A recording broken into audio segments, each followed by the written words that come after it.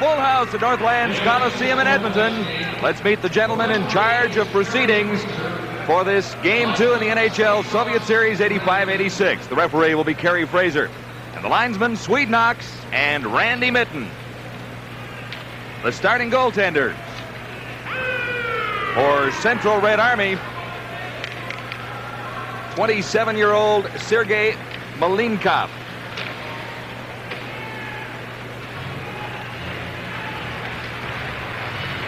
Malinkov, a winner in Game 1 against the Los Angeles Kings last evening, and he looks to make it 2 in a row. And for the Edmonton Oilers, it'll be 25-year-old Andy Moog, a goals against average of 3.41 in the win column, 15, 4 losses, 4 ties. Moog has never lost to the Soviets. He was a winner in 1982-83. But then again, Howie, he has only played against the Soviets on 1 occasion, at least at this level. Well, I'll tell you, John, if he plays up to the form he displayed during that 6 or 8 weeks that Grant Fuhrer was out with that bad injury, I saw him play 3 or 4 times, and he was just sensational. Stayed in his feet, challenged, didn't guess, and made stops that kept the Edmonton Oilers in the game until their big lines broke loose. And I got a feeling we're going to see just some hockey game here tonight, folks. There's something about it, Howie. This has often been called a quiet building, the Northlands Coliseum, but I can remember a couple of occasions when the Soviets had met Team Canada and the Edmonton Oilers on other occasions where the building has come to life. Well, the Soviet games, as you said a moment ago, I think just brings out the best, not only in our players, but in our fans across the country. I listen to the national anthem being sung in most of the buildings across Canada, and everybody stands there and yawns. It's not like that in the United States, and it wasn't, folks, like that here tonight. Most of the people joined in and the singing of the national anthem. So let's go, guys. And I think you're going to be in for a great treat. The thing that you have to watch and appreciate more than anything else when you're watching that Soviet club tonight is their puck handling at high speed. They're just magicians with the puck, and if they live up to their reputation, particularly what I think about them, their passing is going to be great.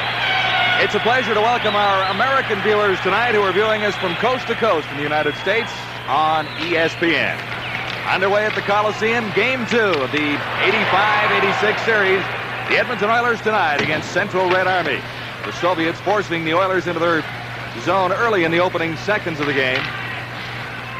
Out there for the Soviets, Makarov, Tiyumenov, and Krutov. Krutov is number 9. Up and over the boards, and a stoppage in play.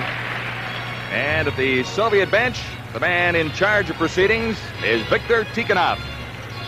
How they say he's in a little bit of hot water back home for Soviets international play of late.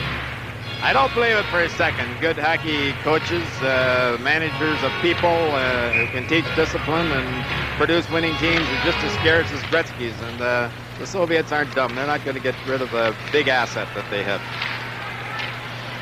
Soviets get it out across their line. That's Krutov, number 9, flipping it back to Gusarov. Now it's ahead on the right side to Tiyumenov, and he can't get anywhere in the neutral zone. Coffey moves up for the Oilers to add a little pressure to the Soviets. Gretzky along the boards, banks it in just across the line, up and over the boards at the Soviet bench, and then amongst the spectators once more with just a minute gone in the opening period. Glenn Sather looks forward to these international confrontations. I'm sure fond memories of the Canada Cup last year, but he says he can learn just a little bit about how he might improve his team and his game plan and strategy by meeting clubs like this, and I guess that makes sense. It certainly does, and I'll have more to say about him later on. Just a great hockey man. Fogelin for the Oilers, rips it in, moving in for Edmonton. Ramo Suminen, number 25, McClellan, got it back for Fogelin, and Fogelin cleared it in behind the Soviet goal. Fedosov, number 2, got it to the line. It's out. Chance for the Soviets here as Baikov goes down, drops it back. Neatly played by the Soviets. And it was blocked out in front by Kevin Lowe. McClellan covers for the Oilers. And McSorley got it across the line for Edmonton into the neutral zone. Soviets quickly back in. Working right in that time was Baikov, 19. And Fedosov back for Central Red Army. His pass for Gerasimov, number 12. Still with the puck, Gerasimov to the Oiler line. Plays it out on the left wing. It comes back to Bykov. Fired wide. Gerasimov, number 12, forced back into his own zone. McTavish is out there for the Oilers, number 14, to the line. And the shot. Malinkov, an easy save. And he hangs on for a whistle. Face-off in the Soviet zone. Well, they tonight, folks, without a doubt, the Gretzky, Curry, and Anderson line are going to be the ones that are going to have to supply a heck of a lot of the offense, the skating, the puck handling, and the chances on goal. It's the McClellan line, the McTavish line, and Rogers, and the supporting cast on defense are going to have to win this or keep the Edmonton Oilers close with their constant bodily contact. The second they go to a Soviet player and they don't finish the check and take the man, they're going to be in trouble. They're going to have to play the best checking game they've ever played in their life in order for them to win tonight.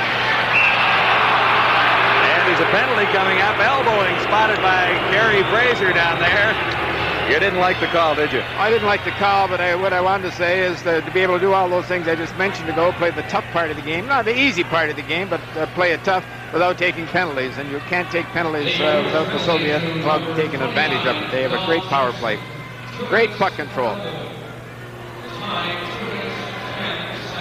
It looked a little innocent, but the elbow was definitely up. Gretzky is out there now, along with Coffey and Curry and Charlie Huddy to kill out the penalty. Soviet power play, first advantage of the hockey game for the Central Red Army. Back to the Soviets. Starkiev. He's number 3. Plays it off on the right side. For Zubin, 25. Coffey claims it on the boards. Soviets have a chance. Shepelev, the save, Andy Moog. Gretzky claims the rebound, banks it. And it comes right to the point. Gretzky didn't get much on that one, trying to clear it out of his zone. Soviets out in front on the power play. Back to the line. Good work by Coffey along the boards. He forced it. Curry has it. Coffey. In for Curry. He was offside. Well, I'm sure you're sitting at home watching this hockey game. Edmonton Oilers kill the penalty. It comes to Coffey in the corner. He whips it around the board. 3/4 speed. Oops. The wrong colored guy, a red jersey. And then a few minutes later, after Moog made himself a great big save, Gretzky gets it and poops a high fly into short center field. And the defenseman stayed right there and picked it up. There it is, what I'm talking about right here. Gretzky had time to make an intelligent play, get it out of his own end. You can't move it from a white sweater to a red sweater without it hurting you in the long haul. Can't give the puck away in your own zone, especially against this club. A minute 19 seconds left in the Soviet power play. Don Jackson in the penalty box for the Edmonton Oilers. Gusarov for the Soviets. Central Red Army out and across the line into the Oilers zone. Flipped in by Makarov. Chance for Gretzky. Couldn't catch up with it. Now comes up with the puck behind the Soviet goal. Gretzky working along the boards. He's pushed out the puck. It's picked up by Krutov. Number 9, Krutov starts back for the Soviets. Ahead on the right side for Tiumenev. Working in, can't get a shot away. This is Krutov back to the line. Getting set for the shot. The save, Moog. A rebound, and Moog got a piece of it. Back to the line once more, Gusarov, number 5. Curry tried to force him out across the line for the Soviets now. Tiumenev. Blocked out in front by the Oilers. Gretzky controls and clears for Edmonton. Scoreless in the opening period. The Oilers in Central Red Army. 18 seconds left in the Soviet power play. Makarov now. For the Oiler line. Feathers one in neatly. Moog played it to the corner. 4 seconds left in the power play. The Oilers have weathered the storm as Jackson steps onto the ice. Soviets to the Edmonton line. Into the corner. Picked up by Veselov, number 11. Got it out in front. No one there. Back to the line. Working in. Fedosov, number 2. This is Hunter. Ahead for McTavish. McTavish couldn't get it for Napier.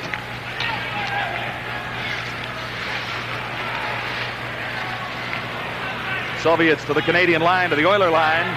Vasiliev couldn't take a pass, number 23. Vasilov, number 11, couldn't hold it in for Central Red Army. And Fedosov is back for the Soviets.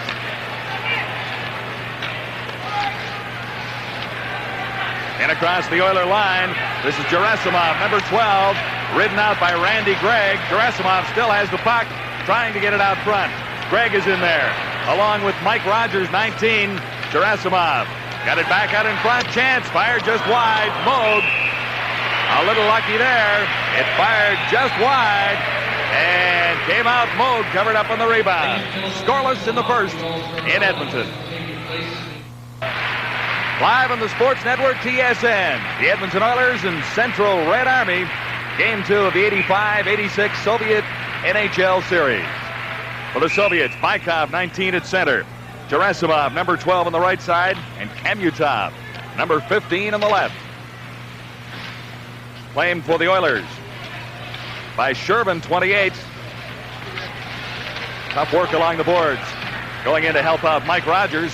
Oilers lose it in their own zone, out in front. Cleared to the line and kept in by Gerasimov.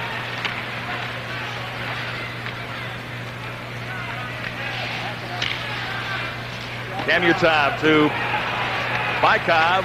He tried to get it out in front. That shot blocked by Mike Rogers. Dave Semenko for the Oilers, one man to beat. Semenko doesn't have a lot of speed, dropped it back, and the Soviets cover up neatly as Bykov turns around and heads the other way. Over for Kamutov. Now Bykov in the corner, 19. Kamutov goes in to help the Oilers come up with it in their own zone. This is Don Jackson for Edmonton. Tries a rink-wide pass for Shervin. Shervin couldn't come up with it. Kevin Lowe over on the right side. Semenko couldn't take a pass in the center zone. Icing called against the Soviets. They'll take it all the way back. Well, folks, we've got something to show you here that the Soviets will constantly try to do, and they're very, very successful at it. What they'll try is to get the Edmonton Oilers playing in this part of the rink. The puck will go around in this area here. Now just watch how it develops. Now you get 4 Edmonton Oilers in that part of the rink, and it's dumped back again. And they stay in that part. Now stop it right here. Stop it right here. Here's the Edmonton Oilers. Look at it in this part of the rink here and here. Okay, now let it go. Watch the pass up to the man and the hash marks on the boards. Now there's that great pass, and it's a 2-on-1 break. They manufacture those 2-on-1 breaks. Back to the live action. Gretzky is out there with Anderson and Curry. The forward front for the Oilers, Lowe, number 4. Back on defense. Anderson has to go back. Plays it back for Kevin Lowe. Lowe ahead to the central ice area. Soviets cross the line. Gusarov takes a big hit from Lee Fogelin. Here come the Oilers. Anderson with Gretzky. Got away from a check. At least got away from it partially. And they got elbows up again. This time against the Soviets. Well, what you saw a few moments ago, folks, is what the Edmonton Oilers have to do. Finish the check. Don't throw the stick at these Soviet players, because if you do, ho-ho-de, ho-ho-ho, you'll be looking at a lot of hot air, big wind, and nothing else. Just finish the check on them consistently, and you stand a chance. Here's the penalty. Yes, he did get the elbow up. If he keeps both hands on the stick, it's not a penalty at all. He keeps the elbow down. Still now number 21. 7:08 elbowing. Oilers' first power play opportunity of this hockey game. The Soviets had one, and it remains scoreless at this stage. 12:52 to play in the first period. This is Huddy for the Oilers. Huddy back for Paul Coffey. Coffey lost it. Soviets. Krutov tipped it out neatly. This is Curry. Charlie Huddy. Glenn Anderson. Anderson away on the right side. Couldn't get around Krutov. I was surprised there. Anderson obviously was going to take the Soviet player and create a loose puck, and for a change, Coffey backed off. Usually he's right in the corner. Oilers on the power play. Curry into the corner. Anderson in quickly. Couldn't come up with it. Soviets dump it all the way down. Oh, Anderson has to come up with that puck. There's no way in the world he can make a half-hearted effort like that and let the Soviets shoot it out. Bad pass from Paul Coffey, who was looking for Curry. It goes all the way down. Gretzky in after it. Can't come up with it. Neither can Anderson. He overskated it. Soviets short-handed, remember. Curry back-checking. Claims it for the Oilers. This is Coffey to the line. Paul Coffey. Sharp angle. Easy save for Malinkov. I was surprised he didn't challenge, John. Coffey had not a bad angle, not a good one either, but he just stayed back in the net and played the shot. There was a little room, Howie. Played it well, though. 39 seconds left in the Oiler power play. Across the line, this is Napier. In behind the Soviet goal, Randy Gregg dumps it back in. Gets past Gregg and rolls out across the line. Oiler power play has not been effective. Dave Hunter got it out in front. Soviets claim it there and start back. 11:07 to play. In the opening period, the Soviets on the move, led by Babinov. Babinov, number 4, around behind the Edmonton goal. Tried to clear it over to the other side, and going for it this time is Vasiliev, 23. He got it back to the line, across a stick, and the Soviets regroup and dump it right back into the Oilers' zone.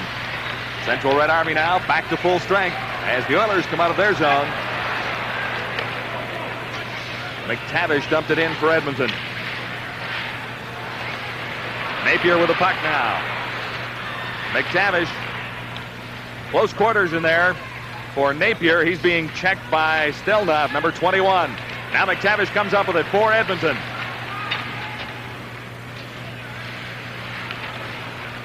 Hunter can't control it. Neither can Fogelin at the point.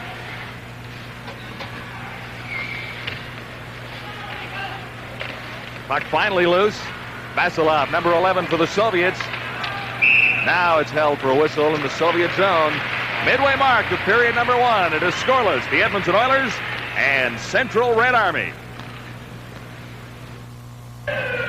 Face off in the Soviet zone. 10 minutes to go in the opening period. Still scoreless. Oilers and the Central Red Army. Big save from Malinkov right after the face-off. You know what? So far, we've played 10 minutes, and I don't think it's been a good hockey game other than the first shift of the doggone thing, and maybe the Soviets on the power play played real well. I just think the players are a little tentative. There have been 2 very, very cheap penalties. All of a sudden, they've got the idea, hey, this is a freewheeling, wide-open game, no bodily contact, and I'm not going to run at anybody and get a penalty. They're not playing all out there. Not so yet. far, Howie. Not yet. But you said the Soviets wouldn't be tired. They're not tired. McClellan tried to clear it into the Soviet zone. And coming out with it, the Soviets to the Oiler line. Bykov, 19. Tried to find an open man on the right side. Kamutov, 15, goes after it. Couldn't get to it. Kamutov. And it's back into the Soviet zone. Malinkov clears it around. Oilers get control to the side of the net. Picked up by Suminen. Now it goes to the Soviets once more, who start back, led by Gerasimov. Good drop pass. Good save by Andy Moog from Kamutov, number 15. Moog had to be sharp on that one. Another chance for the Soviets moving in. Gerasimov. Off a leg out in front. Another save by Moog and batted away. Back to the line. And the Soviets keep it in. This is Kasatanov, number 6. Oilers were lucky to come out of that one. Moog had to make a couple of big saves. This is Huddy. Riding out Kasatanov, number 6 for Central Red Army. For the Oilers now. Shervin, 28 along the boards. It comes back to him. Look for an open wing. No one there. Semenko after it. So is Drozdetsky, number 13. Nice pass in the center ice area. Shepelev, 27. Good pass going in. Moog, brilliant save. And on the rebound, they score. Moog made the initial save. And on the rebound, the Soviets have taken the lead.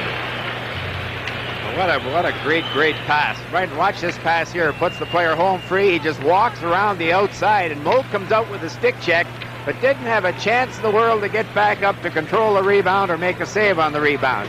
The Soviets came close to scoring on 2 occasions before that, and Moog made unbelievable saves, but the second you let up on them, the second you don't stay with your man against these fellas, and it was Zubin who put the puck in the net. Alexander Zubin gives the Soviets the lead at 1-0 with 8 minutes to play in the opening period.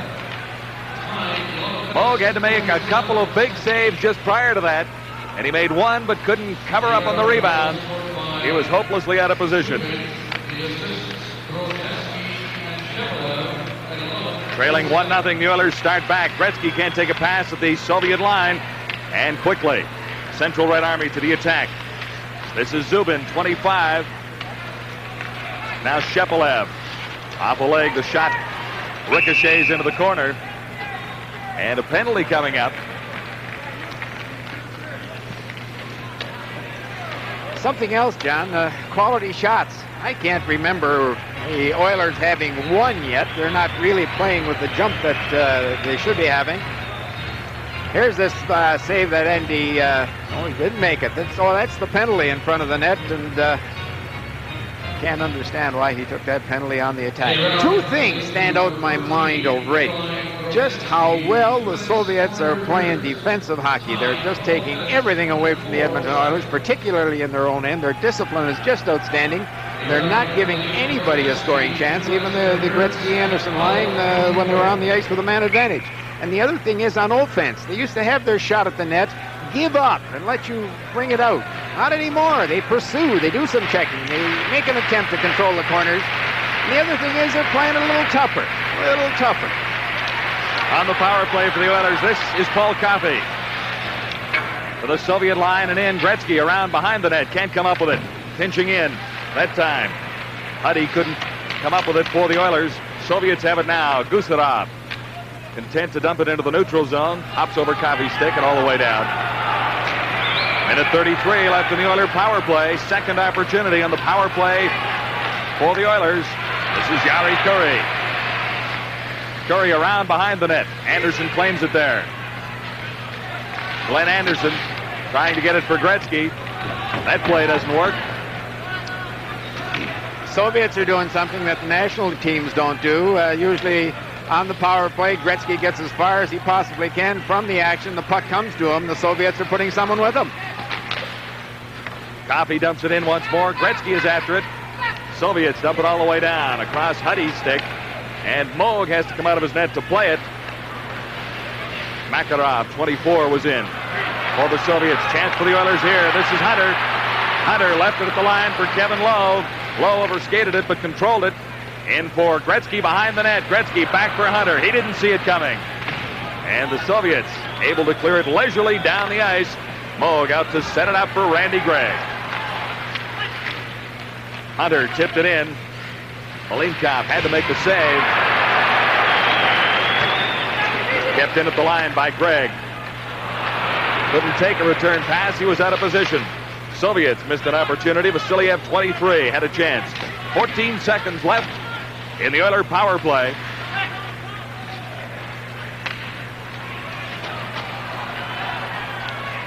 Kevin Lowe flips it into the Soviet zone. Icing called. Mark Napier couldn't get there quickly enough. So 1 second left in the penalty to Drozdetsky. Soviets, Central Red Army, leading the Edmonton Oilers 1-0. Well, this is a very... Face-off is in the Edmonton Oilers zone. Central Red Army leading by a goal. 5:37 to play in period one. At center ice for the Soviets, Bykov, number 19. He's out there with Gerasimov, number 12. Kevin Lowe controls for the Oilers. McTavish got it to the Soviet line, but not across. Hunter has some problems. Now it's back for Lee Fogelin. Babinov, number 4 for Central Red Army. That pass goes astray.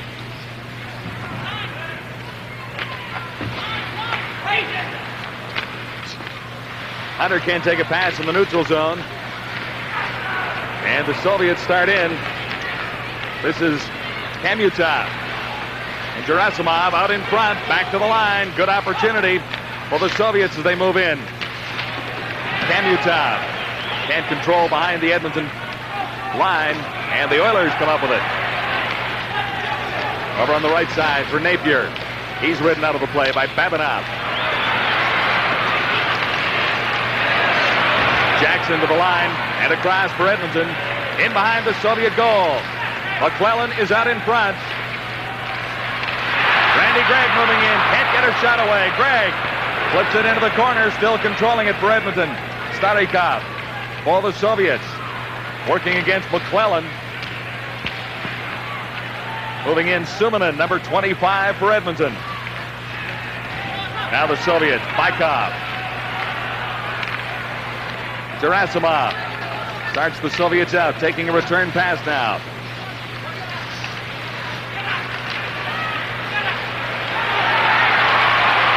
Suminen for the Oilers to the line of the cross, dropped it for McSorley. McSorley going in, takes shot, scores! Marty McSorley had some trouble with it too, Howie, caught up and escaped.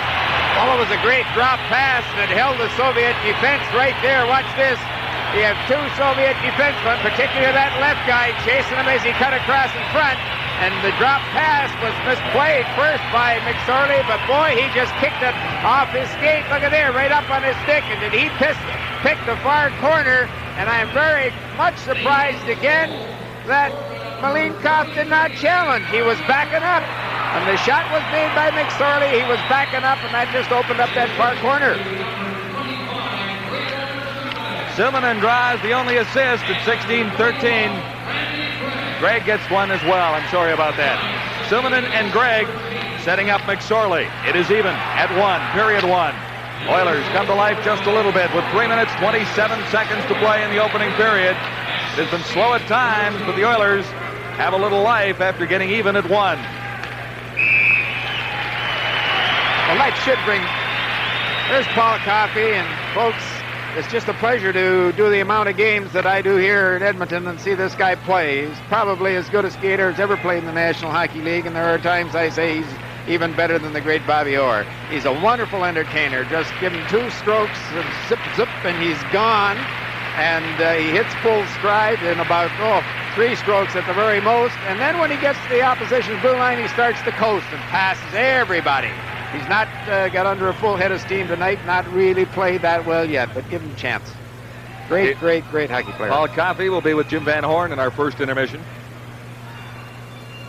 And one thing he can do, the knock on the guy, is that he can't play defense. That's not right. When he wants to, he can play defense, play well behind the blue line, as good as anybody.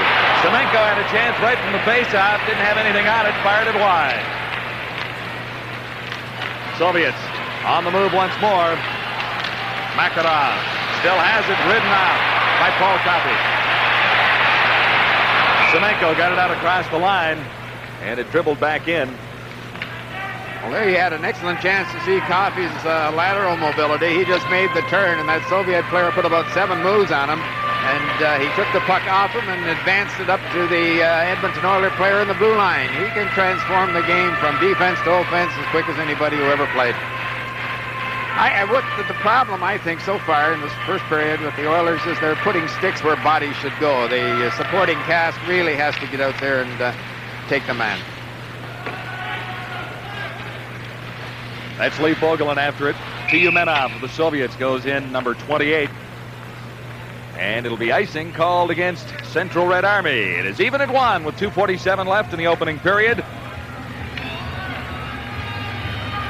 Victor Tiyumenov. How'd I do, Howie? Very good. I'll tell you what, I have trouble with his name, but he is quite some hockey player. He can skate, and another thing I've noticed is that the moves that the potential pass receiver has that he uses in order to beat the check. I just think he'd go, or to beat his check. You'd go cross-eyed watching them, and when you're sitting at home, just watch it if the camera picks it up. They're amazing. They don't give up without making 4, 5, or 6 moves.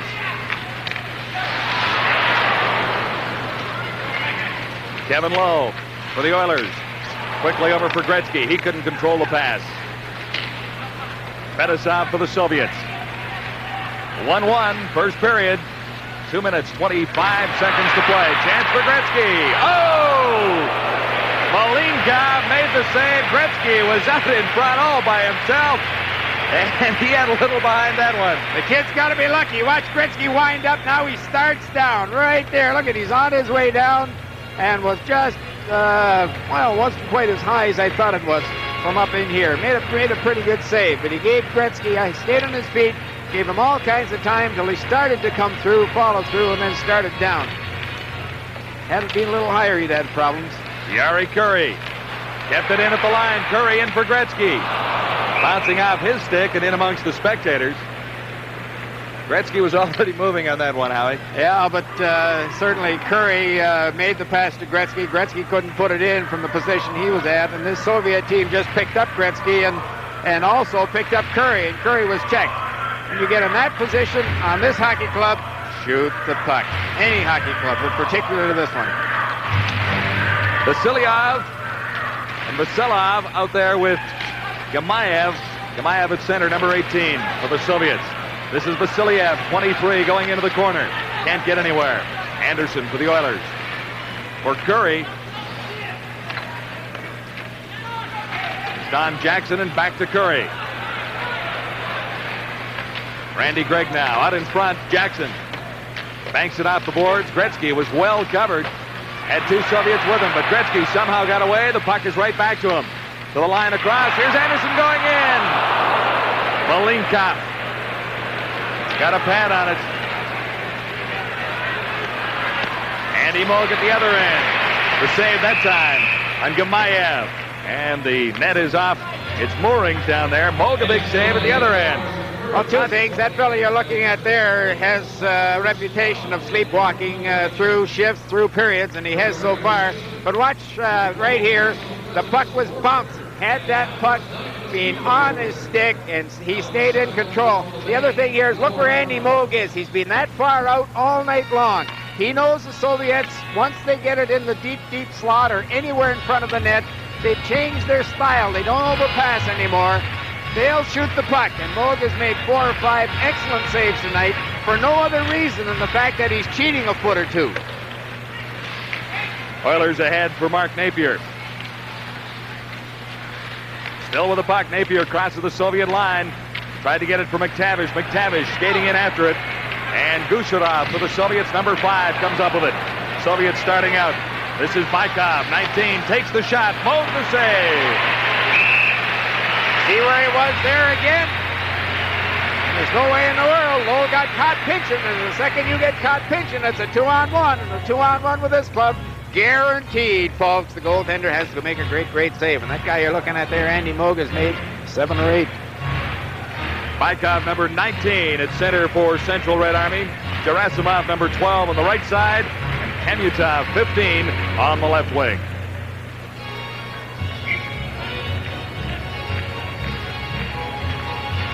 Face-off will be to the left of Andy Moog. It's even at 1 with just a minute 3 seconds to play in the opening period. Soviets have outshot the Oilers 10-4. I would think good scoring chances too, at least 10-2. Kevin Lowe for Napier. He couldn't bring it home. Fetisov for the Soviets. Bykov couldn't control. Lee Fogelin along the boards. McTavish for Edmonton tries to kick it free, but it's held there. Face-off in that central ice zone with 44 seconds to play. We're at the Northlands Coliseum in Edmonton. I might have,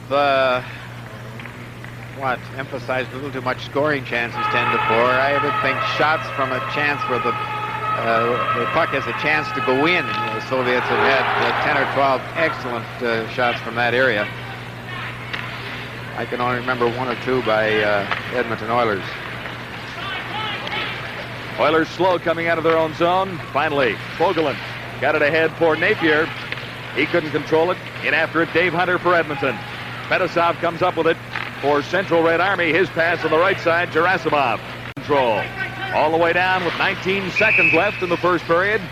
And they'll take it back to the Soviet zone for one rather critical face-off at this stage of the hockey game.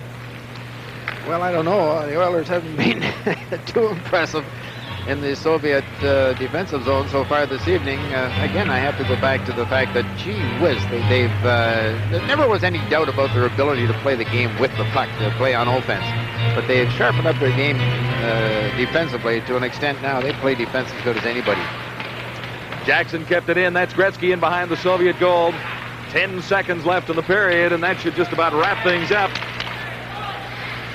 As the Oilers control in their own zone, Jackson, one of the speediest Oilers, won the foot race there and controlled long enough to kill time on the clock. And after 1, all even. Shots on goal by the Soviets, 10-4. And on the scoreboard, 1-1. Howie, there were moments in the period, but it wasn't maybe quite what we're used to in Soviet NHL competition. A little slow and lethargic at times.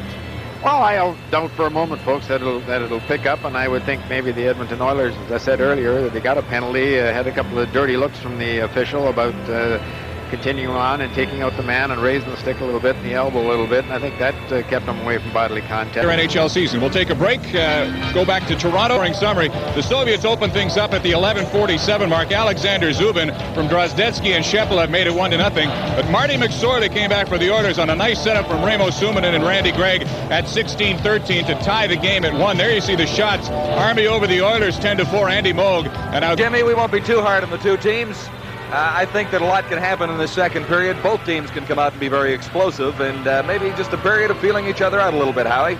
Well, I think the Soviets played pretty close to their potential. I am a little bit disappointed in the enthusiasm, the lack of jump, the lack of foot, the lack of checking by the Edmonton Oilers. They can play that type of game, the type of game that they have to play against a smooth skating, slick passing club like this Soviet team. And at the end of the period, I said you can't tell one line from another on that Soviet club. They all look to be the same. They all look to have the same so much skills balance. and finesse. Yeah, they keep throwing 3 and sometimes 4 lines at you, and any one of them can beat you with the long pass, and I guess put it in the net as well. They're a very impressive hockey club. They're fun to watch.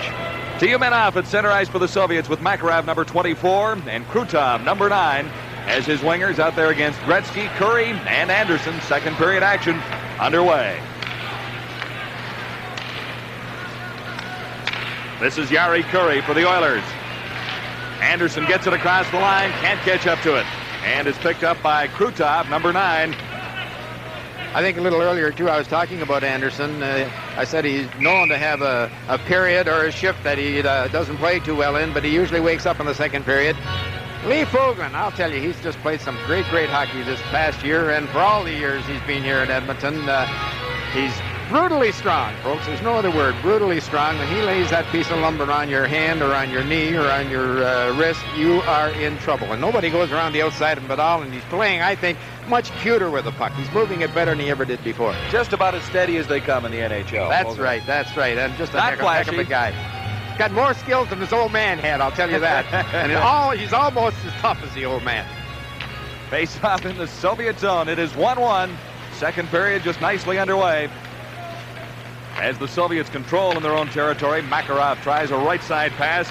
This is Tiyumenov, number 28, back for Makarov, going in, takes the shot. Moog the save. Looked a little bit surprised by the angle of the shot. Makarov backhands it out in front. Huddy for the Oilers, claims it there. Now Curry. Oilers slow coming out of their zone. Banked off the boards. Gretzky leaves it. Curry goes in after it. Red Army to the attack. This is Tiyumenov. Krutov, number 9. Can't get anywhere. Curry, just a little too far. The pass for him that time. Soviets dump it right back into the Oilers zone. Coffey now for Edmonton. Tried Gretzky in the central ice area. He couldn't control it. Coffey for Anderson. That didn't work. Gretzky picks it up. Backhand pass to Curry. Curry couldn't slip through the defense. Couldn't control the puck. Curry has to go back into his own end. He's probably by far the best defensive hockey player, best defensive forward on the Edmonton Oilers. When he runs up ahead, he's standing still. He doesn't do anything constructive. But when he goes deep in his own end and then comes late, it's just murder. He's a great hockey player. Tonight he's standing and waiting for the defenseman to give him the puck in the center ice area. There's a guy who's playing great hockey for all you people in the Montreal area. Just never gives the puck away. Up and down his wing. Does so many little things right. He's an excellent checker, and give him half a chance and he'll put the puck in the net. He has been a great addition. Second or third line player for this Edmonton Oilers hockey club. 10-year NHL veteran. I remember I used to go into Toronto when he played with the old Toronto Toros just to see that kid shake, rattle, and roll. My goodness, could he skate. Never saw a better skater. At 17 and 18, he could fly. Napier along the boards, lost it momentarily, but it comes to the Oilers. This is Rogers. Rogers for Don Jackson. Jackson got it out in front. The Soviets are quick to cover up. Oh, Jackson's a little mad. Someone took his feet from underneath him and he kicked at him. McTavish lost it along the boards. Soviets control in the Oilers zone. Moog had to make a save on a point shot from Kasatanov.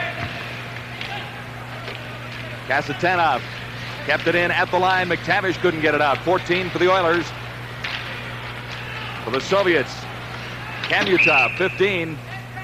It is finally out across the line and back in. Whistle down. The faceoff will be just outside the Oiler line at 1-1.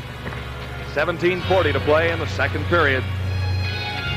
You know, flooding the zone since the last 7 or 8 years in the National Hockey League, and I guess it's particularly being developed because of playing the European teams, has been copied and done very, very well by NHL clubs and all Canadian and American hockey teams at whatever level. But watch the Soviets tonight. They flood a zone tighter and with more people than I've ever seen before. So far, they haven't got burned. McTavish for the Oilers across the line. That play broken up neatly. Soviets start right back. Drozdetsky is open, number 13. It doesn't go that way. Drozdetsky into the corner as Shepelev took the shot. This is Shepelev for the Soviets. Out in front, nobody there. Goes to the sideboards. Zubin, 25 for Central Red Army. Couldn't control. Babinov ahead for Drozdetsky, 13. And it's back out across the Oiler line. A penalty coming up against the Oilers. Looks like Hunter, number 12, for tripping as Andy Moog touches it behind his own goal. Hunter, guilty of tripping. The Oilers will be a man short. Even at 1 in period 2. Players Hunter getting a very, very foolish penalty, and I'm not. Oh, gee whiz. The Soviets can do it too, folks. I thought it looked a little innocent. One hand and just laid it on his knee, and down he went. Well, they're pretty good learners. On the power play for the Soviets, kept in at the line by Gusarov, number 5. Back to him now, and it hops across his stick. Soviets have Tyumenov, 28, Makarov, 24, and Krutov, 9, out on the power play. With the puck right now, Gusarov.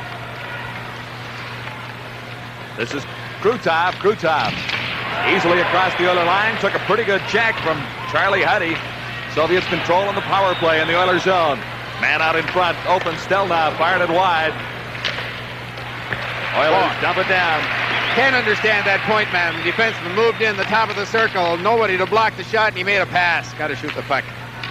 Makarov for Central Red Army now. Across the Oiler line. Left it there for Krutov. He works into the corner. Back to the line. Fedosov. Gretzky was there. Made the play and backhanded it down the ice. I'm surprised Fedosov just didn't put that puck in the air. Nice little 6-foot pass in the air, and it's over Gretzky's stick, and Oilers are in trouble. He put it along the ice. This is McTavish for the Oilers. Anderson can't catch up to it. Number 9, McTavish pinches in, keeps it in for the Oilers. Satanov, number 6, for the Soviets now. Pass on the right side for Kamutov. Kamutov, number 15, ridden out by Jackson. Moog out to steer it along the boards, and the Oilers get it down the ice. Here's a chance for Edmonton. McTavish is open. Anderson couldn't get it there. Still couldn't. Fedosov. Now Kasatanov, number 6, plays it over to the right side.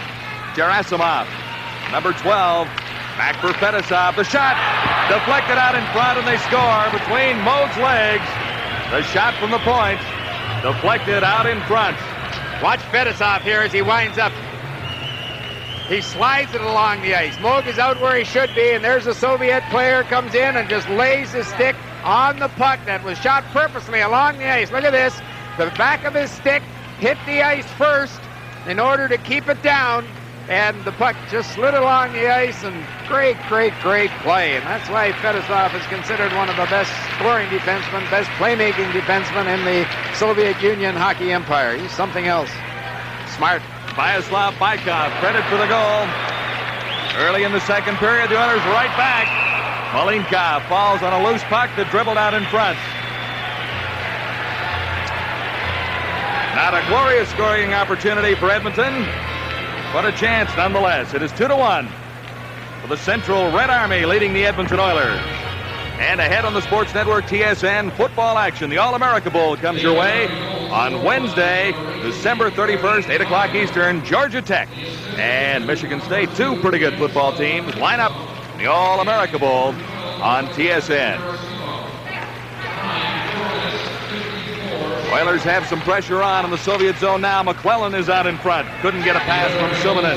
Now McClellan tries to feed it through for McSorley. He has the Oiler goal.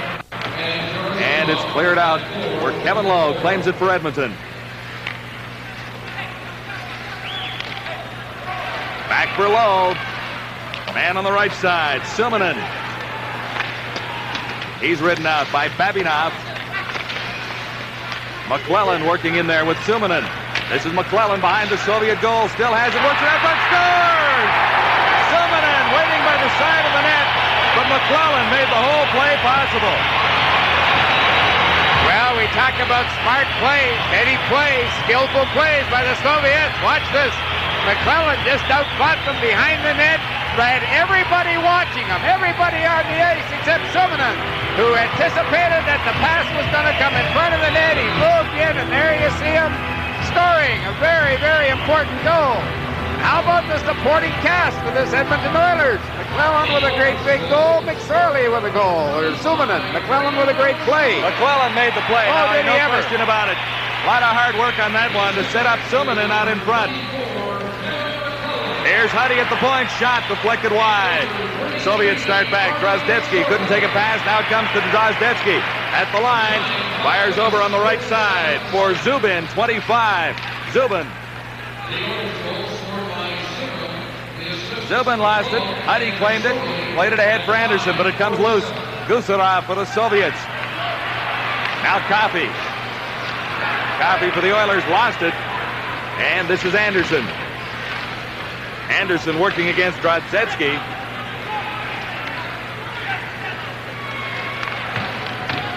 Oilers having difficulty getting it out of their own zone. Now it comes free to Gretzky. Gretzky down the right side. Man out in front. Gretzky circles the net and backhands it through on the short side. Soviets again. This time Shepelev. Shepelev going in. Man open on the other side, and Moog. An enormous save. Andy Moog. How about this? How about this? Now there's a little action. Andy Moog has the Soviets shaking their head. It's a slow pass. Watch this. The fake, and you'll see Moog come open. Look at that great push-off his right leg, and he's able to stretch with the left leg and get it there just in time. Great, great save. Drozdetsky had the chance. And he put it upstairs. It's in. The only possible way it could have been stopped is for Andy Moog to get the pad along the ice, which he did do. That Drozdetsky is some pretty good hockey player, I'll tell you that, Big John. Out there for the Soviets now. Tiamenov gets the draw right back. Moog, a pad save. And the rebound is cleared. No penalty. Or is there? No, there isn't. It's gloved ahead. It was whistled down. The puck was gloved ahead. Another look. He just missed that save. There's the penalty. That's a bit of a dive, too, so we're even. 1-1. The Soviets still got a penalty for that one. How about that Andy Moog? Takes one away from Drozdetsky with his left leg, and then right from the face-off, off the same fellow with his right leg. Great, great save. This is Tiamenov. Tried to get it through for Makarov, 24. Couldn't. Has to retreat behind his own line. Fetisov is there. Long lead pass. And Krutov couldn't find enough skating room. Trailing on the play. Tiamenov the shot. Moog the save. Had to be offside by 4 feet. Soviets keep it in. This is Makarov getting set for the shot. That one blocked by Randy Gregg. Out in front. Moog goes down again. And blocked Kasatanov, who had skated out in front. And off the moorings, that's the reason for a stoppage in play. Dr. Randy Gregg played it smart. When he saw the puck, he missed it behind the goal line, went out in front of the net, and he just skated into the net and took it off its moorings. Yeah. There's the two-line pass. Look at this.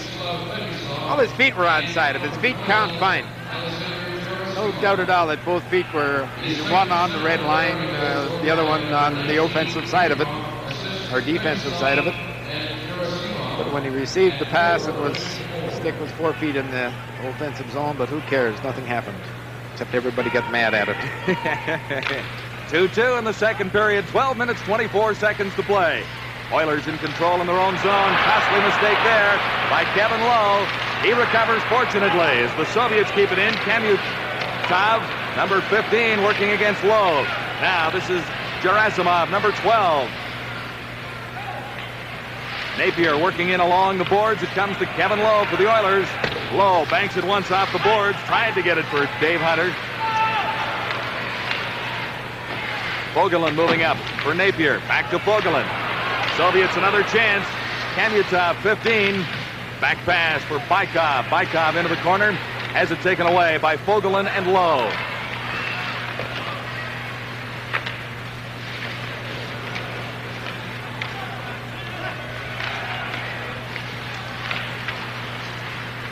Gerasimov.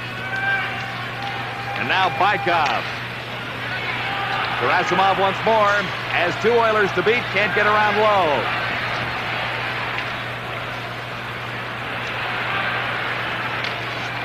Hunter along the boards. It finally comes free. McTavish had a chance at it. Soviets back to the attack once more. Gerasimov. Into the middle for Kamyutov.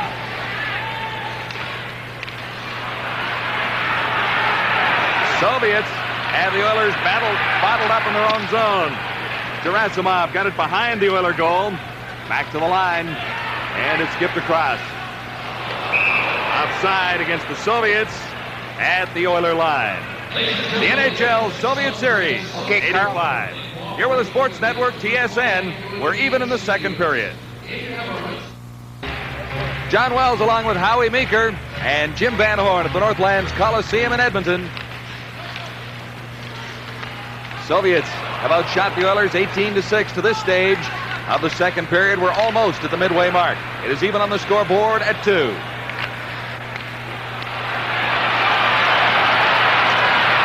Paul Coffey flipped it into the Soviet zone. McSorley in after it, number 33. Oilers now in possession in the central Red Army zone. McClellan can't get to it. McSorley overskated it. McClellan tries again. And he's held along the boards. Finally picked up by Basilov for the Soviets. McClellan is down. Kept in. Shot from the point. That one off the post. The rebound. Great saves.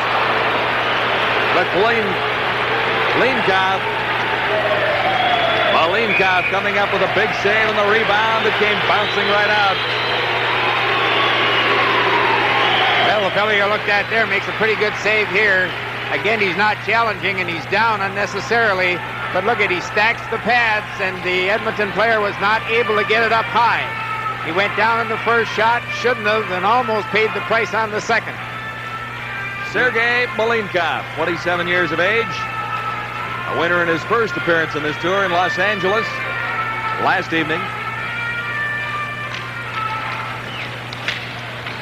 From the faceoff, Kasatanov got it to the line. It's out and across. Soviets quickly to the attack once more. Going right in. Moog came out and challenged the shooter that time as he cut down the angle on Shepelev. Out in front, Moog is down with Drozdetsky, number 13, standing in front. Moog had little choice. Well, here we want to show you the Soviets creating a little open ice and creating a pick at the same time. Just let it go a little bit further from here. Let it go, Carl. All right, stop it right there. Stop it right there. What's going to happen here is this player will come in and force the player to go back, but he'll create interference all the way. Now look at this, how he takes him out. There's the open ice and there's the pass, but the Edmonton defenseman cut across just in time to get a stick on it. Back to the live action after the faceoff in the Oilers zone. Randy Gregg got it to the line, not across. Zubin had it for the Soviets. Penalty coming up.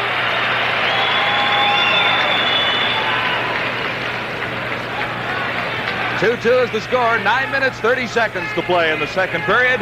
International hockey on the Sports Network, TSN.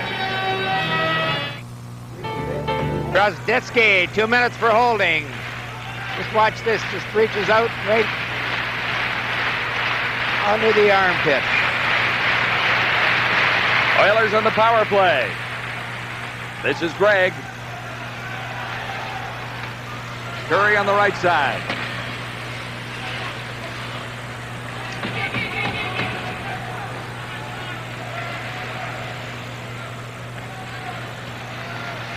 Here's Kevin Lowe for Curry. Curry having some difficulty. Over for Gregg now on the right side. In for Gretzky. Malinkov comes out of his net, steers it around, and it's cleared down by Central Red Army. Well, here comes the artillery, Coffey. Give him the puck and let him go. That's it. Give him the puck. I'll skate.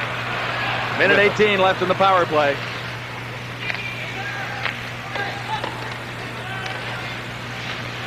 That's Anderson. Gretzky gets it up for Curry. Curry shot it just wide. And then backhanded the rebound out in front. Claimed quickly by the Soviets, who start back. This is Makarov. Down the left side, Makarov. Pushed out the puck by Huddy. Soviets playing shorthanded. Krutov couldn't control it. Here's Coffey with Gretzky at the line. Coffey left it for Gretzky. He didn't think it was going that way. Krutov backhands it down. 41 seconds left in the Edmonton power play. Coffey coughed it up. Soviets going in. Score! Bykov. Coffey made the miscue. Bykov walked in 19. Moog almost got a piece of it. But again, there's no way in the world you allow that back man to handle the puck and attempt to make a pass from that position. It wasn't a good pass on Coffey's stick. Coffey has to be behind the passer in that instance. And Bykov just went between the legs, found the 5-hole. It's a bad pass, but nevertheless, when you're making that type of a pass, whether you're a man short or 5 aside, folks, the pass receiver is behind you. If he's behind you, then you have time to adjust for the bad pass. It is 3-2 now. Bykov giving the Soviets the lead once more. They have not trailed in this hockey game. The Oilers have come back to tie it twice. Edmonton, McSorley offside at the Soviet line. Well, that's the type of goal that really costs the club when you have two of them with as much skills as both these teams have here tonight, and you get your goals on a power play, an even size, but when you have a power play and the opposition scores on you, that's the one that usually breaks your heart or ends up to be the winner in the long run. We'll see if that holds true tonight. 2 in a row for Bykov, his second shorthanded and unassisted. Oilers still on a power play for another 13 seconds. They have not had good scoring opportunity. Randy Gregg got it from McClellan. McClellan tipped it into the Soviet zone. Backboard. Gusarov. This is Gregg pinching in. McSorley can't handle it for the Oilers. Back to the line. McClellan in for McSorley. Comes to McClellan again. McClellan behind the net out in front. Big save by Malinkov.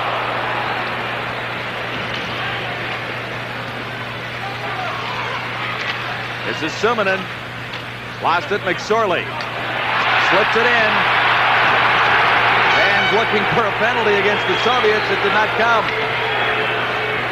McClellan upended out in front. Gregg moving in. Good hit. But the Soviets dump it all the way down. Jackson touches. Faceoff goes back to the Soviet zone. Up to this point in the game, McClellan, Suminen, and McSorley are head and shoulders the best line for the Edmonton Oilers. And this pass goes to Suminen. He picks it up. He'll get it just off the right post, and he makes 2 excellent plays, but he's not able to get it upstairs. That isn't what I was looking for.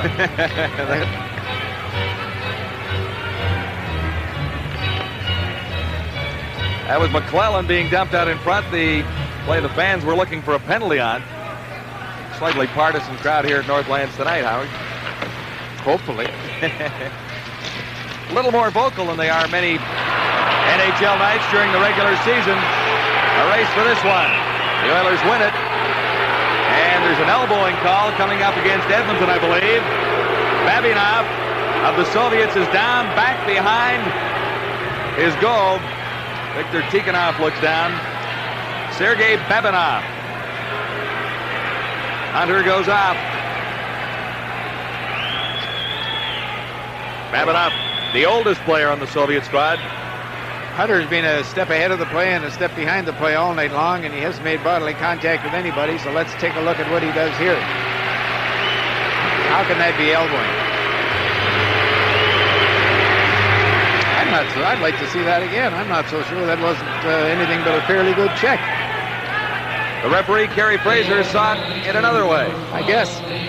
Here's another angle. Thanks, fellas. Another angle.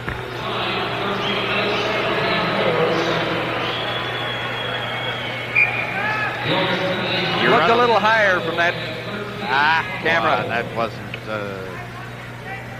any kind of a tough check at all. He just run him into the fence nice and gently, and the Soviet player hit his head in the glass. On the power play for the Soviets, Tyumenov at center, 28 with Krutov on the left side. Makarov on the right wing.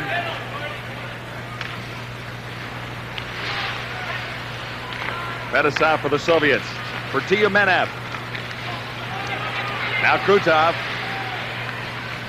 Back for Tyumenov. Tyumenov working in. Plays it over to the other side.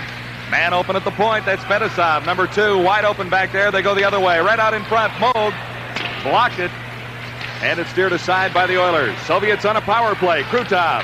Back to the line. Fedosov. Back for Krutov. Into the slot and back for Fedosov, who moves in. Plays it for Krutov. He's checked. Good plays. The Oilers get it to the line. And across. Not for long as the Soviets cross the Edmonton blue line once more. In for Makarov, number 24. He comes out with it. Makarov back to the line. This is Krutov. Makarov for Fedosov. Oh. Fedosov moves in, takes the shot. That one dinged off the post. Well, Fedosov is doing here what he does, I guess, with the teams back in the Soviet Union. He's got the players dipping and diving. He moved in there, faked the shot, and everybody went down, and he passed it across. He's just a very, very skilled hockey player, and that's the fellow I'm talking about right there, Fedosov. The more you see him play the point, the more you realize that he, by world standards, is a premier hockey player. 25 points in 20 games in the Soviet Elite Division, and he's a league all-star. Well, he does so many things out there. Very, very skilled with the stick and smart with the head, and plays it tough with the body, and that's a rare combination to have all those assets and using them. That's the key, having them and using them. There's a fellow that has all the assets in the world, number 99, Mr. Gretzky. What a hockey player. He's not really been a dominant force in this hockey game as yet, Howie. That's right. He lacks the one thing that would make him really outstanding against the Soviet club, and that's just that extra step and speed. He's adequate, more than adequate, but against a club like this, he needs that extra step. Oof. Curry has trouble at his own blue line, but finds Gretzky at the Soviet line. Gretzky puts on the move. There's Curry going in. Oh! Slid it right across. Molinkov came out. Here's Curry for Gretzky. Couldn't get it through. 14 seconds left in the Soviet power play as Makarov crosses the line. Offside was Kasatanov. Now, what I was saying about, that's Curry there a moment ago, but I was saying about Gretzky, if he could move his feet like he moves the stick, if he could move his feet like he moves his head right here, look at this pass. Just beautiful. He knew where he was, and Gretzky put it, I think, maybe a foot or two ahead. It was on Curry's skate, but had Curry stopped, as he normally would, he'd have put that in a wide open net. But that Gretzky is just a magician with his brain and also with the stick. 4 minutes and 47 seconds to play in the second period. The Soviets lead the Edmonton Oilers 3-2. And in 6 seconds, the Oilers will be back to full strength with Dave Hunter back from a 2-minute elbowing call. Gretzky in forechecking. Almost comes up with it. Soviets break out quickly. Gerasimov over for Bykov. Back for Bykov now. Man open right out in front. Moog stands his ground and on the rebound as well. Good effort by the Soviets. Great effort by Andy Moog. You can't turn your back on any hockey player at any league, particularly here against the Soviets. And you'll see Coffey do it twice here. He'll get this fella off the puck. He'll come out and Moog will make just a great, great save and was very fortunate on the rebound.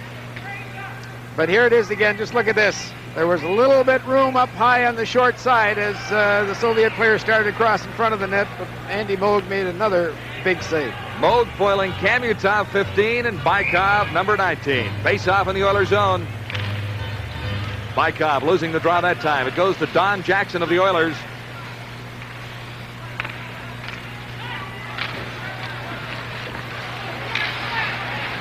This is Kamutov. Back pass, neatly done, going in, right out in front. And Kamutov had an open net. Couldn't find the handle on that one. Couldn't come up with it. Back to the line, Stelkov. The shot, Moog, the save. All right, here's Kamutov, who just makes a great pass. And again, when you're at this position here, I kind of think you got to go for the net. You got to go to put it in. You don't make those fancy passes across in front of the net, because if they're the least bit off, nothing happens. There's a good backhand shot. Look, he hit the puck, had Moog down and out, had the ability to put it up on top, upstairs. Maybe it would have gone in. At least it would have been a shot in the net. But he wanted to make it picture perfect, and nothing really happened. Shepelev moves to center ice for the Soviets with Drozdetsky, 13 on the right wing, and Zubin, 25 on the left side.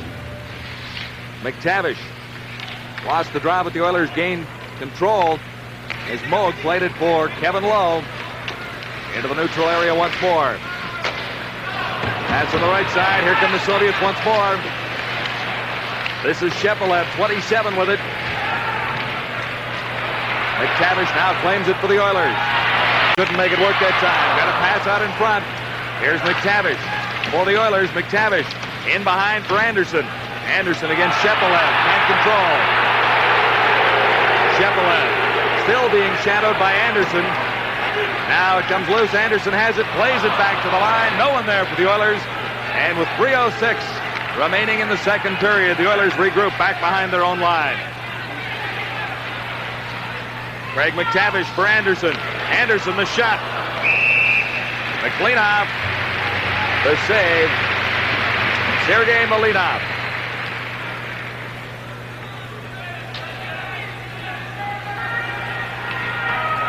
He's been a busy man.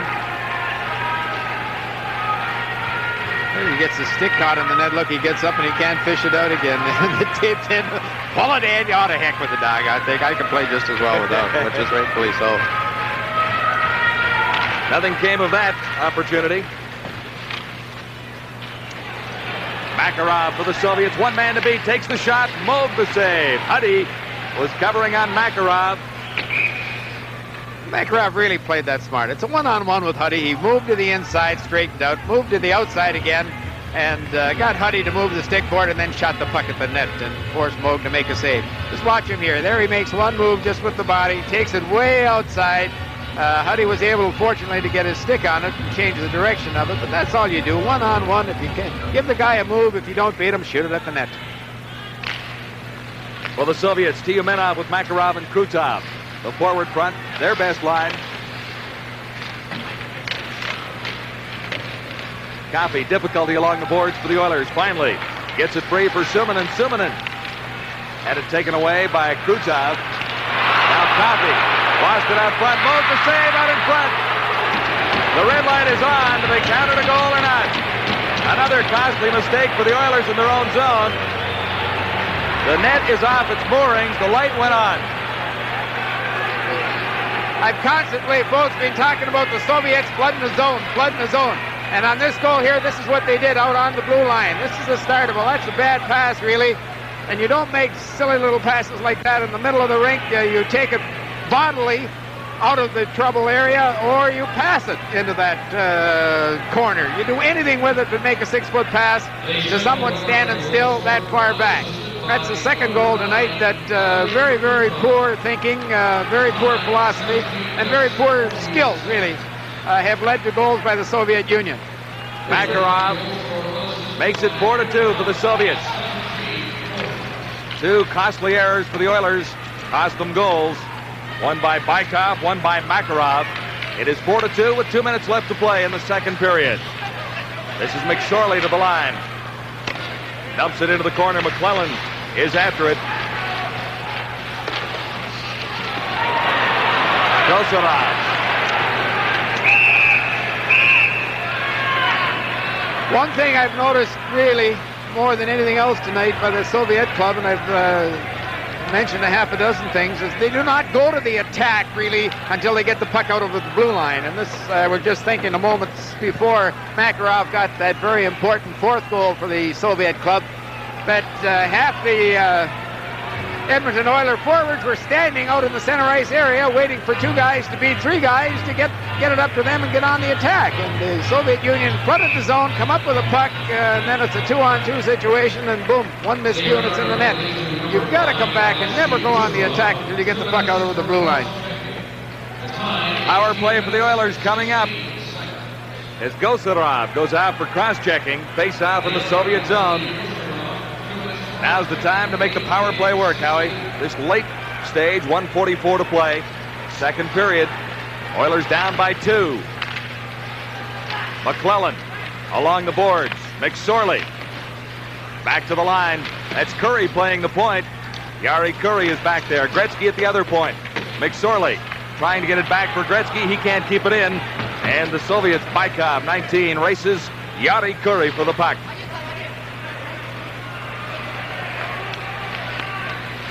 Gretzky overskating it, just got it out across the line. The back pass, though, goes to Yari Curry, and Curry can't get across the Soviet line.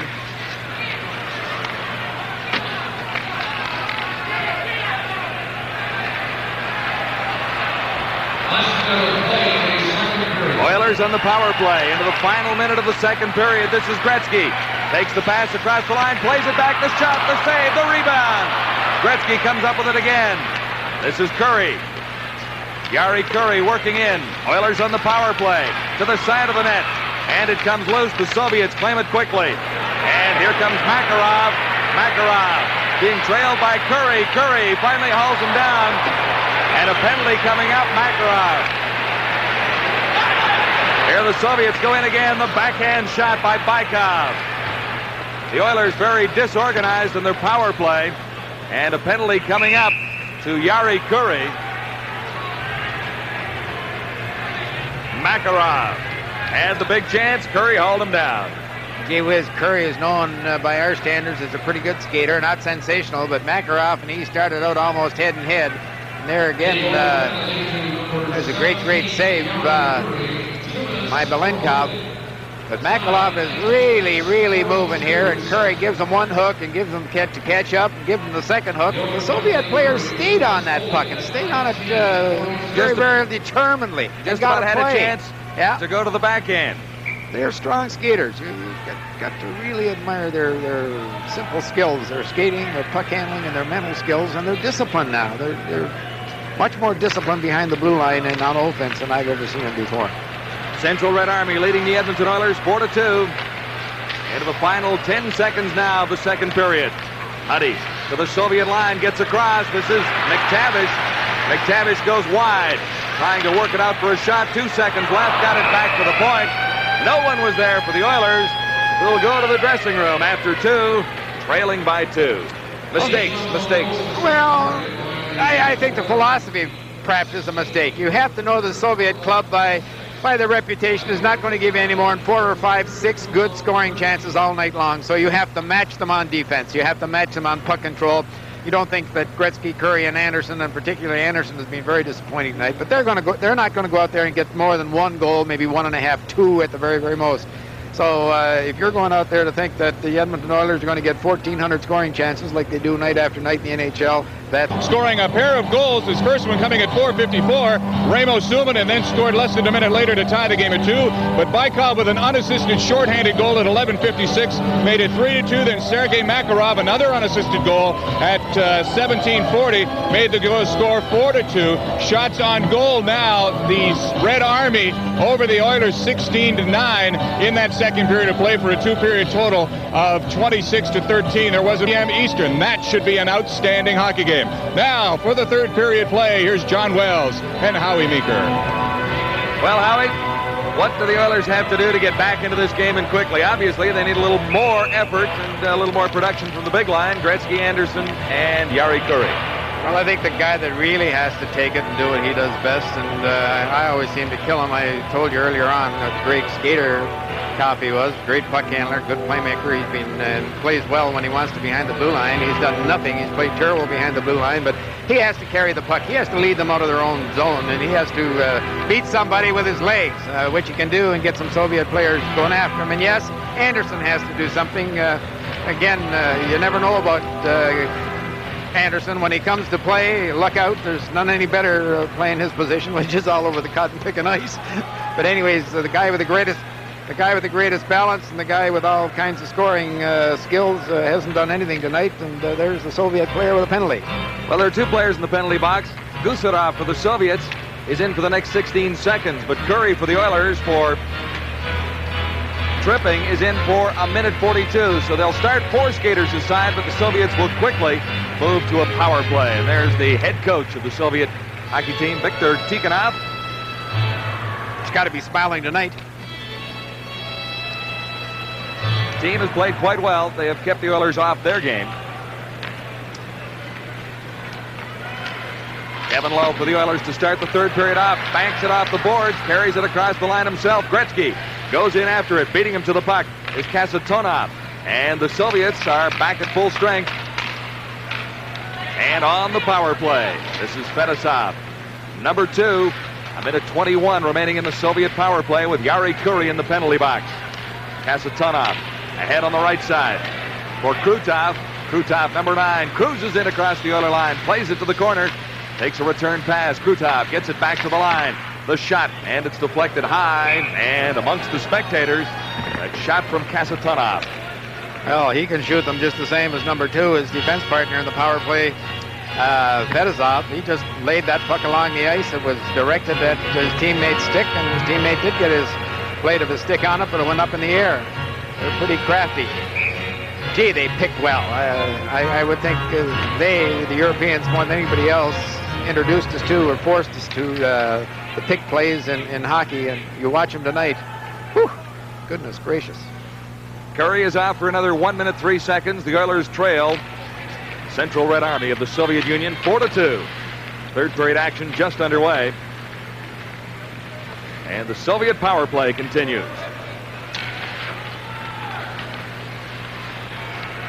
Fedosov, shadowed by Anderson. Plays it ahead on the right side.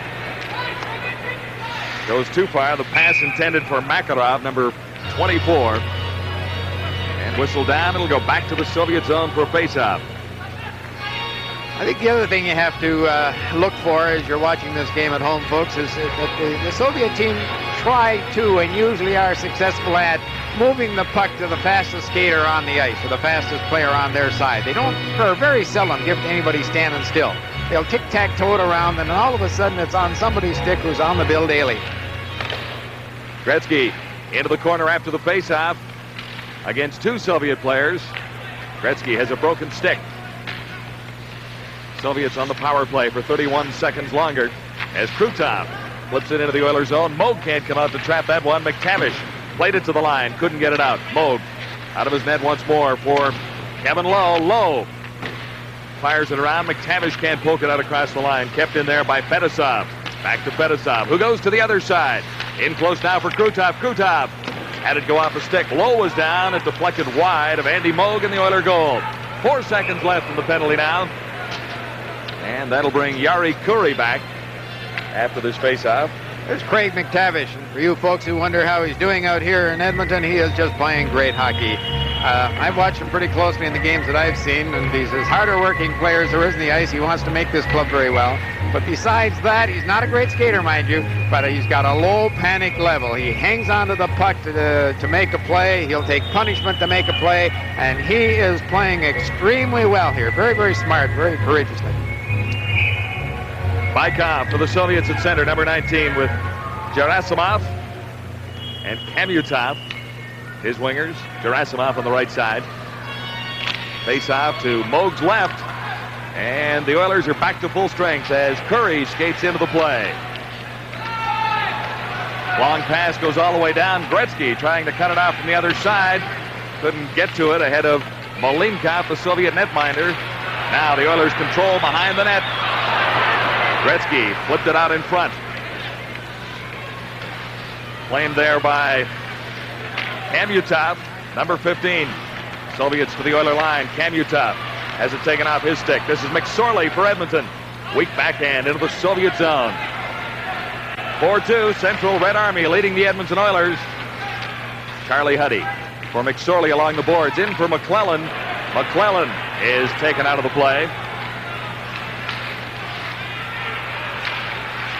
Bykov. This is McClellan for the Oilers. McClellan, number 24, took a pass from Suminen, flipped it out in front, and the Soviets start back. Kamutov lost it. Gerasimov had difficulties. Well, I don't know. Are coming up. It can't be too many players on the ice, sure, but the guy has to be at the bench and out of play. The only one player touched the puck, and that was the puck carrier. A few moments ago, there's Tikhonov. He's complaining. I think he's got a legitimate beef. Anyways, Paul Coffey, as I said earlier, has to do what he does best. And the other thing is, on the point, on the attack, he pinches more and better than anybody else in the game. And for the first time in this contest a few moments ago, went in deep into the hash marks, adjacent to the parallel or to the face-off spot, threw the puck in front of the net, and it was almost tipped in. He has to do that, do it constantly. Now, mind you, count them. Count the red shirts, Howie.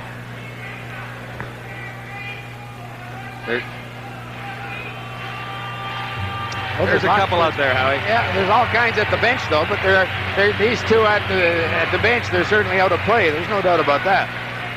Had any of the ones in the vicinity of the bench touched the puck other than the puck carrier, sure, too many men on the ice. The crowd called that penalty anyways. 17-14 to play in the third period. The Soviets lead the Edmonton Oilers 4-2.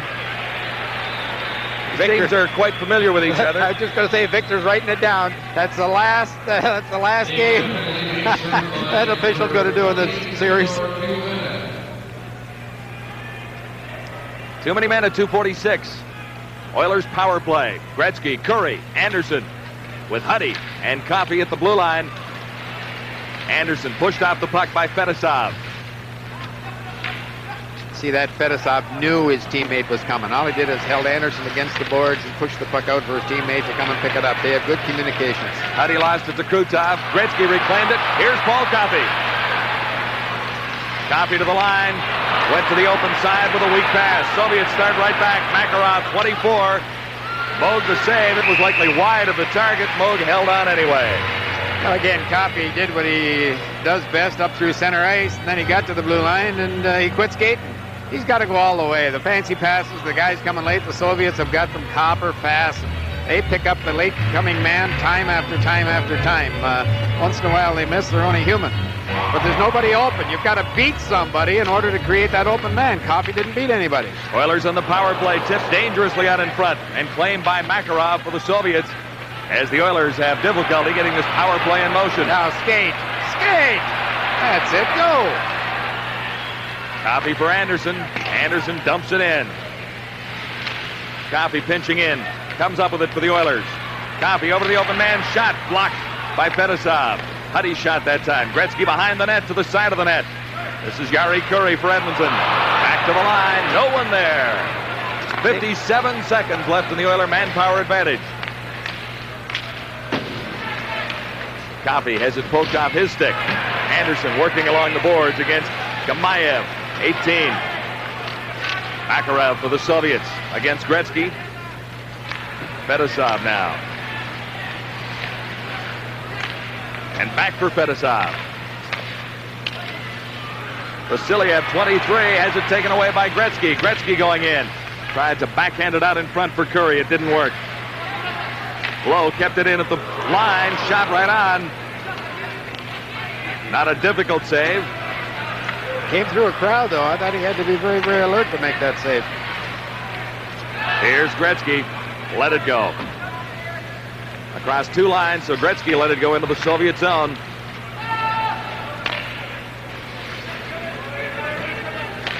As Kevin Lowe touches it, icing called against the Soviets with 15 minutes and 9 seconds to go.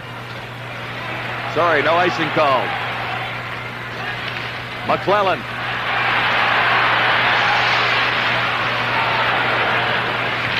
Suminen, he's dumped off the puck. Gregg moving in. This is McSorley for the Oilers. Tipped out in front, the save by Malinkov. Wasn't difficult that time. Soviets across their line, back to full strength. Randy Gregg for Paul Coffey. Coffey into the corner and couldn't do anything with it at all. Soviets start back. This is Drozdetsky. Ahead for Shepelev. Good opportunity.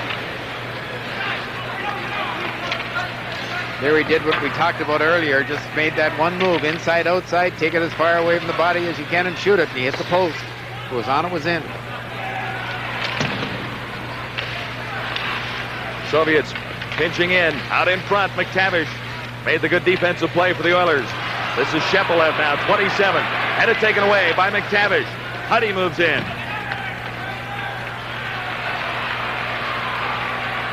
Oilers led by Napier. McTavish couldn't get it at the side of the net.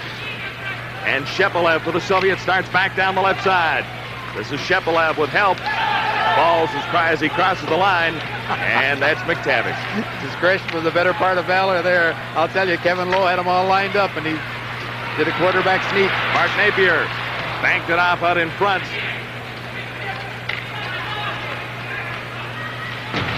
Fetisov taken out neatly by Kevin Lowe. Loose in the Oilers' zone once more. And fired just wide by Kamutov, 15. Kamutov dumping it into the Edmonton zone once more with 13:06 to play in the third period. Low for the Oilers. Headman pass for Gretzky. Not quite. Gretzky got it out in front. And there, Kasatanov started the Soviets back. 2-on-1 for the Soviets. Dangerous play here. They move in. Moving right out in front. The shot fired just wide by Gerasimov. The 2-on-1 played almost perfectly until the shot was taken. Fetisov clears it in. Moog sets it up. They're doing a pretty good job on Gretzky. Now it comes loose for Gretzky. Takes the pass from Anderson. Gretzky moving in, takes the shot. Couldn't get much on it. Cleared out in front. The shot fired just wide by Jackson. 29 for the Oilers. And there's a penalty called by Kerry Fraser. 4-2. The Soviets leading the Edmonton Oilers. 12 minutes, 16 seconds to play in the third period. Tempo's getting a little high as Kasatanov goes off for 2 minutes. The Oilers go to the power play. There's the left elbow sliding in. So the Oilers with a power play have McClellan out there at center. He wins the draw back for Coffey. Coffey moving in. Paul Coffey, number 7 with the puck. Had it roll off his stick. Babinov. The Soviets claimed it but couldn't get it out. Oilers on the power play. It's kept in by Suminen. This is McClellan with Coffey. Coffey the shot. And the net off its moorings. No goal. The red light did not go on as the Oilers moved in and had a pretty good scoring opportunity, but Malinkov made the save.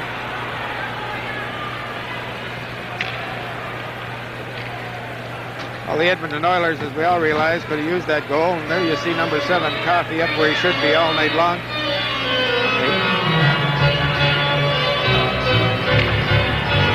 I'm not sure. Let's see that again. There's the save. And he goes down. And that's off. And there's Coffey putting it in. Yep. Yeah. Good call. No goal. Well, that fellow you're looking at has had a miserable night both with his legs and with the stick. He's time and time again had the puck and moved it from his forehand to his backhand and lost it and lost it and lost it and constantly got his team in trouble on offense and just been horrible behind the blue line as well. Oilers continue on the power play for another minute 39 seconds with a face-off in the Soviet zone. Coffey is at the point. Gretzky has the other point. And the Oilers are trying Suminen, McSorley, and McClellan as the forward front. Now Gretzky moves in to take the face-off. As they should do. As we've said halfway through this game, that's been head and shoulders their best line, skill-wise and work-wise and productive-wise. Oops.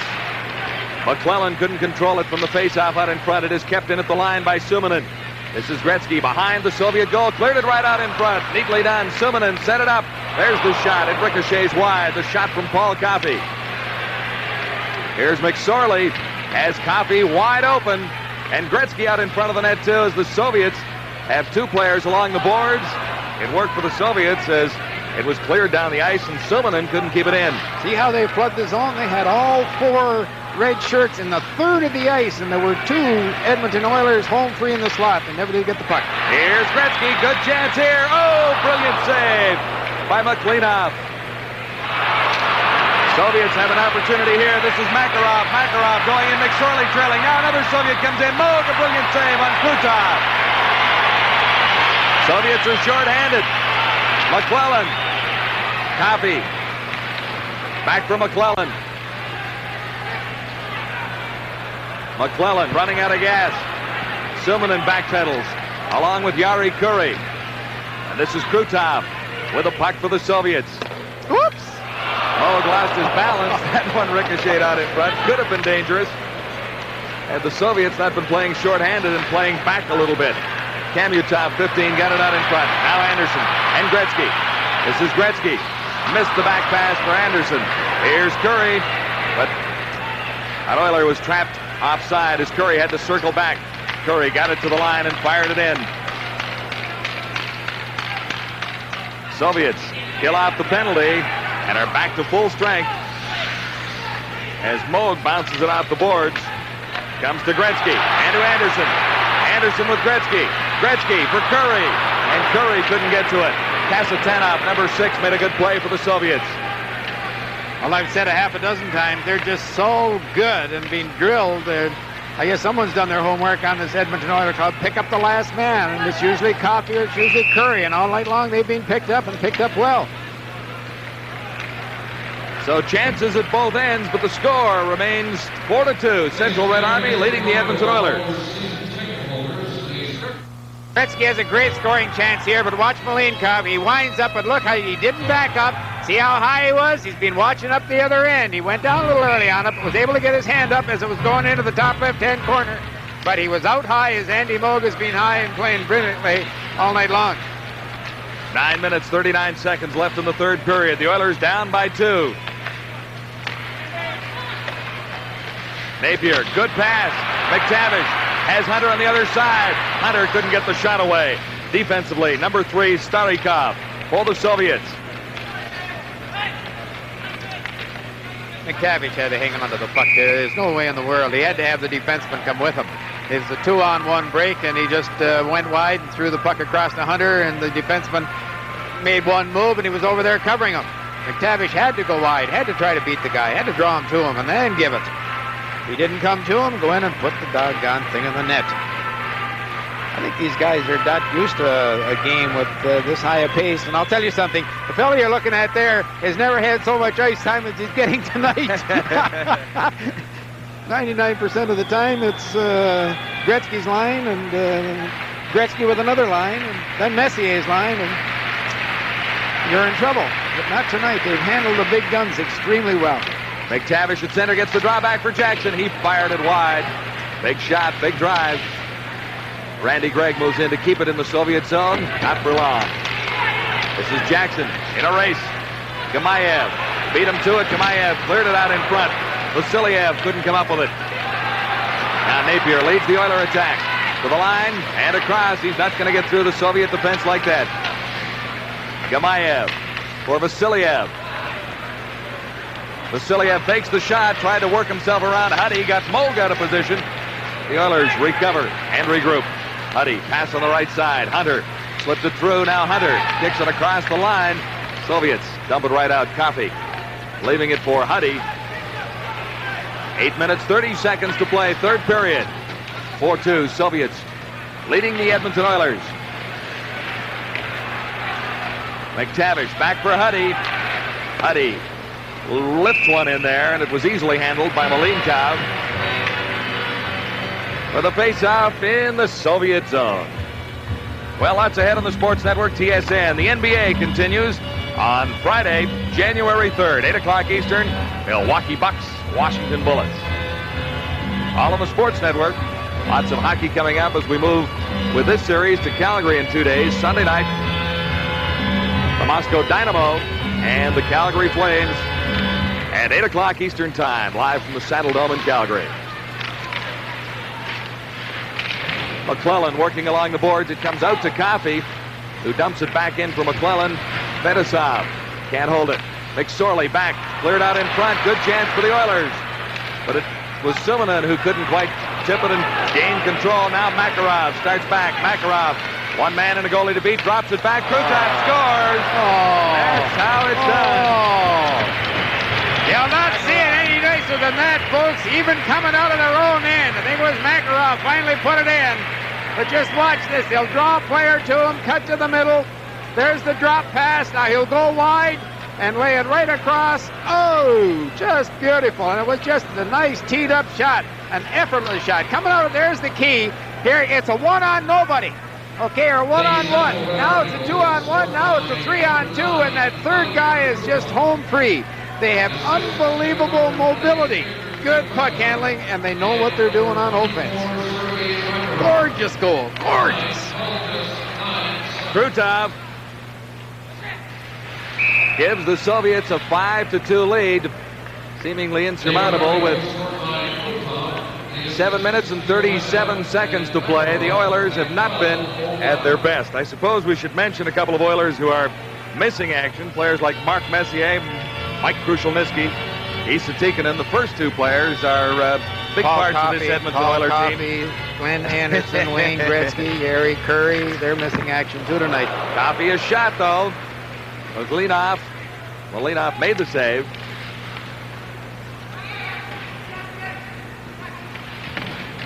McSorley working along the boards. The Soviets come out with it. This time it's Gerasimov, number 12, still hanging on. Headed back to the line. Gerasimov now to the Oiler line, and across, got by McSorley, couldn't get by Charlie Huddy. 5-2, the Soviets lead the Edmonton Oilers. The Central Red Army team, number 1 in the Soviet Union.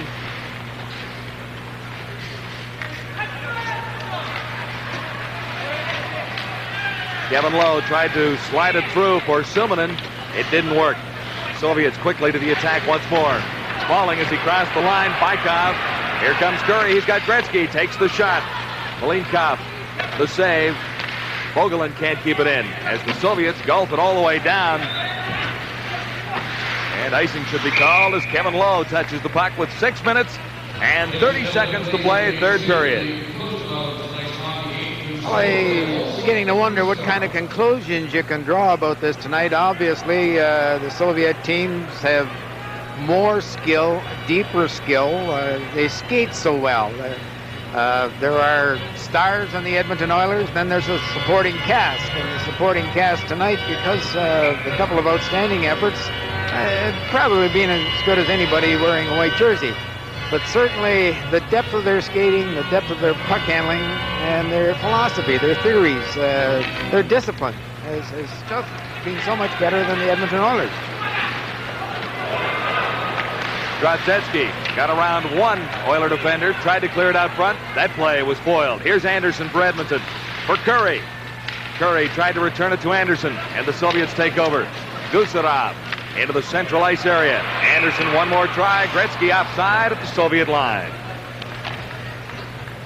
Well, there's a guy who's had a bad night like a lot of people have, but normally he's just a heck of a hockey player. He's got as good a wheels as anybody in the league. Better balance probably than anybody else. I've seen him score goals standing on his head or over on his ankles. And he can score goals, and when he comes to play, when he's right, he'll pluck you, I'll tell you. He is something else. But in of all fairness to him, he hasn't played for, a couple of weeks, but he's practiced with the club, and he's against probably as good a club team as there is in the world, so. Chance for the Soviets here, going right in, they score! Veselov beats Andy Mode for the 6th time, and boy, they can score quickly. Oh, they can. They don't miss the golden opportunity. All right, here's the pass. Look at it. Hits the stick, but Veselov picks it up and takes one look there, and he sees where Moog is, and Andy had to be coming out a little more. There wasn't very much room, but he picked it. He had a pretty good angle right here. There's the pass to the open man, and that's their key to the skating man as well. You move the puck from the toe of his stick onto the heel and let it go, and you got to say it's a good shot and a good pass, but again, the key is they get it to someone who's moving, who's skating. 6-2 now. 5:49 to play. Third period.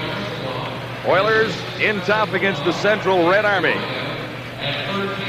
Back to the line now in the Soviet zone, deflected out in front. That shot from Jackson. Into the corner after it. Mike Rogers. Rogers for McTavish. McTavish can't get anywhere with it. Look at them flood the zone. Look at there, and they come up with the puck. And the Soviets to the Oiler line once more. Vasiliev. And it's offside as Vasiliev just a stride ahead. Kasatonov was offside. The NHL Soviet Series 85 continues on the Sports Network, TSN. Plans Coliseum in Edmonton, Alberta, the Edmonton Oilers in difficulty, to say the least, against Central Red Army of the Soviet Union. 6-2 now with just over 5 minutes to play in the third period. Coffey trying to get the Oilers out of their zone. McSorley takes the pass on the right side and just dumps it in. The Oilers have been content to do that much of the evening. Well, they couldn't come up with a cotton-picking puck if they had 10. Just watch what happens here when you shoot it in. And that's something that all of a sudden just dawned on me. Because I haven't seen the Soviet team shoot the puck in yet, folks. A little something going on behind the Soviet net there as Kutov now takes it across the Oiler line. Takes the shot. Play broken up by Suminen, who starts up. McSorley trailing. Suminen can't get around the defense.